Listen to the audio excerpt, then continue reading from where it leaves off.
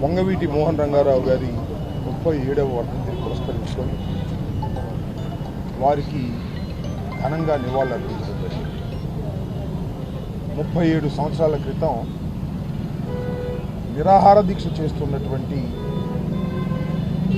ఆ రోజు శాసనసభ్యుడిగా ఉన్నటువంటి వంగవీటి మోహన్ రంగారావు గారిని ఇదే రోజు తెల్లవారుజామున చాలా కిరాతకంగా దాడి చేసి హత్య చేయడం జరిగింది.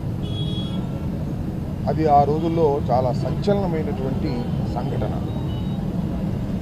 అప్పుడు తెలుగుదేశం ప్రభుత్వం అధికారంలో ఉంది. తెలుగుదేశం ప్రభుత్వం అధికారంలో ఉండి కుట్ర చేసి ఆయన్ని హతమార్చిందనేది అప్పుడున్నటువంటి ఆరోపణ.